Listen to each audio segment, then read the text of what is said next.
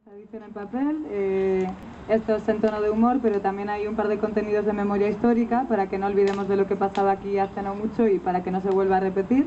Por ejemplo, un reportaje de Andrea Momoitio sobre las mujeres imputadas en los años 80 en Basauri, Vizcaya, por haber practicado abortos, que fue un hito, ¿no?, para el movimiento feminista. Y también un texto de José Ángel Lozoya, que es un hombre de referencia en Andalucía por su implicación a favor de la igualdad y que él practicaba abortos clandestinos en los años 70, ¿no? Entonces también, pues bueno, dos toques de atención, sobre todo para la gente joven, para que esto no vuelva a ocurrir.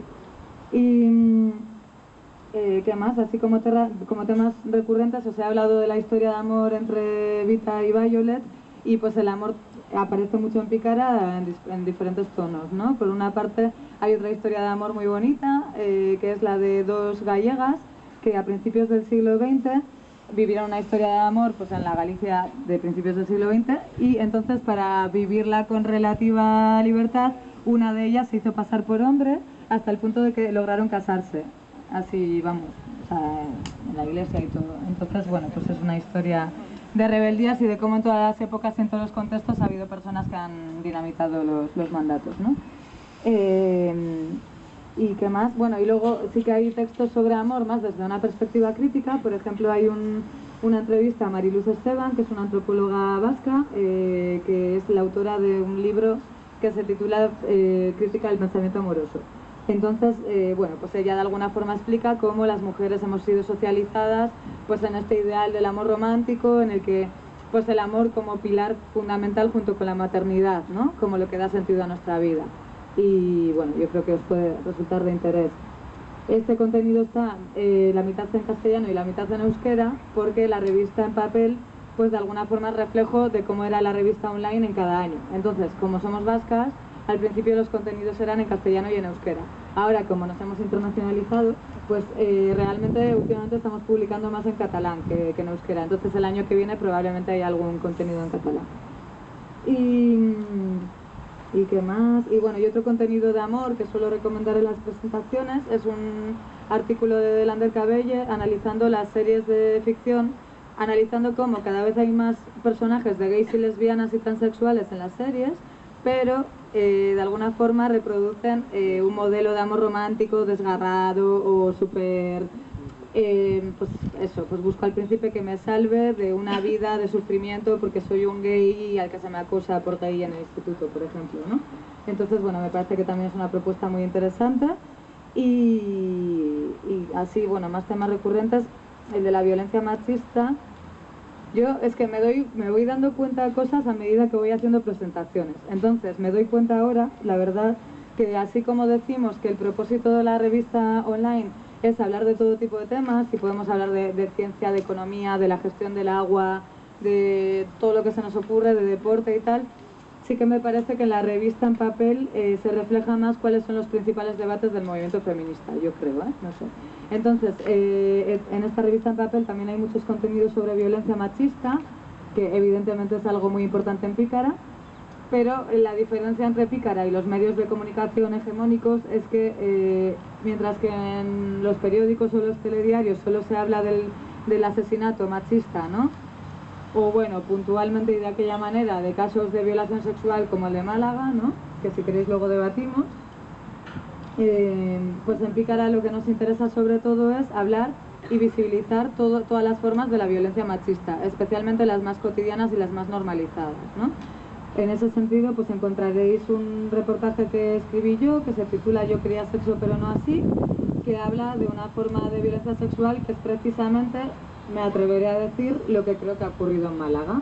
Es decir, chica que se va de fiesta probablemente con ganas de ligar, probablemente le apetecía tener algo con esos chicos, en un momento dado algo de la situación no le gusta o hay algo que no le apetece hacer y se ve presionada o obligada para practicar sexo en contra de su voluntad. Entonces esto es violencia sexual, pero socialmente no se identifica tan fácil como cuando a una chica que va sola por la calle le viola a un hombre desconocido a la fuerza.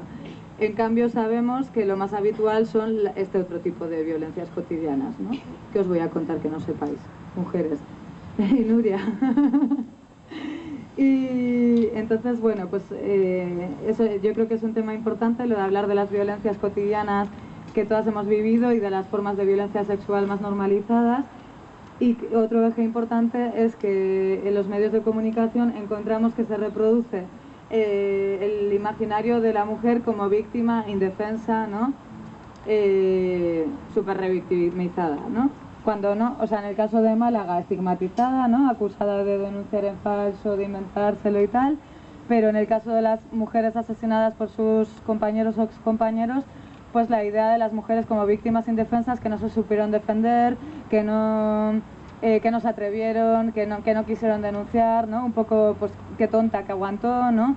Entonces, frente a ese imaginario súper dañino e injusto, en Pícara nos interesa lanzar un discurso que haga hincapié en la autodefensa feminista, ¿no?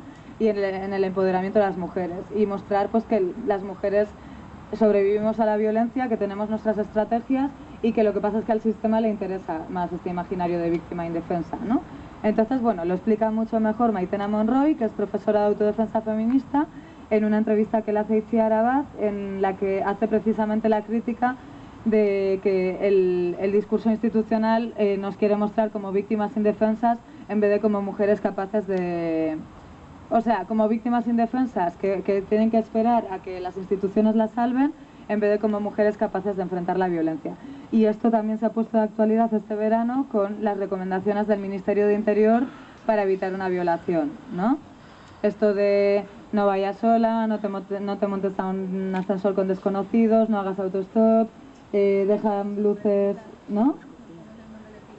No pongas el nombre de pila en el buzón, enciende más de una luz de tu casa si vives sola para fingir que vives acompañada, en vez de decir, pues tengo derecho a ir sola por la vida, ¿no? Y es obligación del Estado protegerme protegerme no, garantizar que en este país no tenga que estar actuando como una amenaza de muerte por el hecho de ser mujer, ¿no? Y bueno, y otro tema que yo creo que es importante en Pícara, que creo que ya se ha ido viendo un poco, es que si bien nos vemos como un espacio de encuentro entre feministas diversas, entre personas con diferentes sensibilidades en general, sí que nos interesa practicar un feminismo, lo que llamamos interseccional, ¿no? En el que no se analicen solo las relaciones de poder entre mujeres y hombres o cómo el sexismo condiciona las realidades sociales, sino pues un análisis más rico que incluya pues otras variables como el racismo, el clasismo, la homofobia, la lesbofobia, la transfobia, el capacitismo, el edadismo, etcétera, ¿no? Para ir poniendo ejemplos concretos de esta revista en papel, tenemos una entrevista a un uruguayo experto en masculinidades afro. Entonces, claro, es interesante porque los hombres bien sabréis que los mandatos de género no solo nos afectan a nosotras, sino también a la masculinidad, a ese ideal único de masculinidad. Entonces, este hombre, Martín Mieres, cuenta cómo en Uruguay los hombres afrodescendientes al final están estereotipados y se les imagina como personas capaces solo para la música, el arte, el sexo y la mano de obra bruta, ¿no? Básicamente, es la crítica que hace. Y llama también a que como las políticas antirracistas se hacen de una forma pues en la que no hay una perspectiva de género. Bueno, esto igual creo que me estoy liando un poco, pero hace un llamamiento a que la política social tenga en cuenta la variable raza, entre comillas, ¿no? Como una variable de dominación, pues la situación, el contexto, el pozo del colonialismo en Uruguay, ¿no? Y pues con perspectiva de género, no solo, porque, una preocupación que tenemos en Pícara es que muchas veces pensamos que perspectiva de género es hablar de las mujeres, ¿no? Y entonces, pues frente a eso, nos interesa mostrar que perspectiva de género es analizar cómo el sexismo afecta a los diferentes cuerpos, como he dicho anteriormente, y en este caso cómo afecta a los cuerpos de los hombres afro en un contexto postcolonial. Y también encontraréis un reportaje que recomiendo mucho sobre los derechos sexuales y reproductivos de las personas con diversidad funcional, que me parece un temazo, porque yo, por ejemplo, no lo había pensado mucho. Y como por una parte, si vemos a alguien en silla de ruedas, ya la vemos como un ser asexual, ¿no? Y como por otra parte, si una persona tiene una discapacidad intelectual, cuestionamos sistemáticamente su capacidad de procrear, ¿no? Porque el sistema no quiere reproducir seres anormales y que se consideran, ¿no?, retrasados, porque ese es el lenguaje que hemos manejado hasta hace poco, ¿no?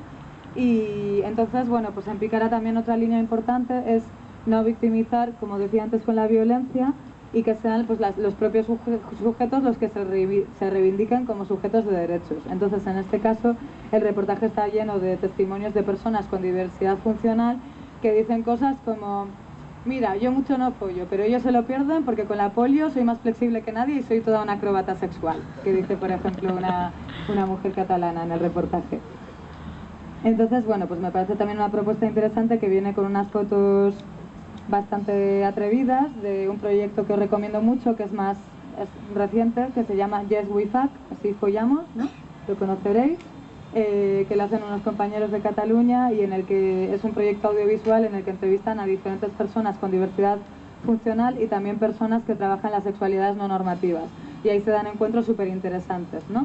Entre las compas post-op que hacen talleres de post-porno, que se montaron un taller de post-porno, que está la foto en este reportaje, en el que se ve a personas con diversidad funcional pues teniendo sexo ahí en grupo. Ah, gracias. Y yo creo que pues básicamente esos son los contenidos que más os recomiendo. ¿Qué más quería agregar? Luego, también veréis que hay una sección de Participa en la revista que recoge una selección de los textos de la sección Participa en picaramagazine.com. Esta es una sección de libre publicación a la que podéis mandar los artículos que os apetezca cuando queráis. Por ejemplo, yo creo que es la vía por la que nos llegó un artículo de Cris sobre violencia entre lesbianas, ¿no? Que la tenéis en picaramagazine.com. No, y de la compañera, otra compañera de Trastorna también, sobre las trabajadoras, las ordenanzas municipales sobre trabajadoras sexuales. Así que nada, pues os animo, hay una dirección que aparece aquí que es participa@picaramagazine.com, a la que cualquier persona puede mandar sus textos. Contaba ayer que en realidad hemos publicado todo lo que nos ha llegado, menos un texto en su día. Joder, es que me meto en unos fregados. Bueno, y luego otro proyecto en paralelo con Pícara Online y con Pícara en Papel es un proyecto que ha impulsado una compañera, Itziar Abad, una de las fundadoras, que es un glosario feminista en lengua de signos, que viene a cuenta de lo que hablábamos de la diversidad funcional, ¿no? Y de lo poco que sabemos y los estereotipos que tenemos en la cabeza.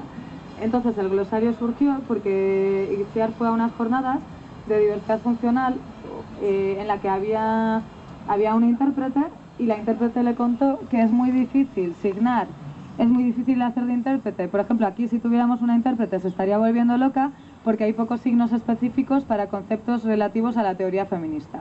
Entonces, por ejemplo, interseccionalidad no tiene signo, empoderamiento no tiene signo, autodefensa feminista no tiene signo. Entonces Itziar pensó, bueno, pues igual esto puede estar siendo un obstáculo para que las mujeres sordas o las personas sordas en general se acerquen a la teoría feminista y se propuso hacer una herramienta en internet, que es glosario.picaramagazine.com, en la que se contó con la participación, por una parte, de personas expertas en diferentes materias que definen un montón de conceptos de los más variados, de ecofeminismo, de educación, de deporte con perspectiva de género, de identidades LGTB, etcétera.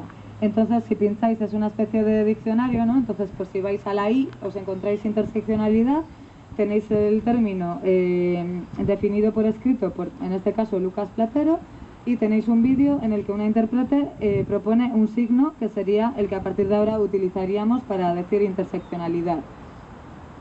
Para elaborar estos signos, por una parte participaron intérpretes y Lucas Platero, que fue uno de los asesores en este tema, y por otra parte esto se contrastó con grupos de personas sordas. Entonces, bueno, pues es una propuesta que no solo pretende ser un granito de arena, que esperamos que sea útil para la comunidad sorda, pero sobre todo también es un llamado de atención para ver nosotras si estamos siendo inclusivas y si estamos teniendo en cuenta, ¿no?, los obstáculos que se encuentran las personas con diversidad funcional a la hora de consumir los medios de comunicación.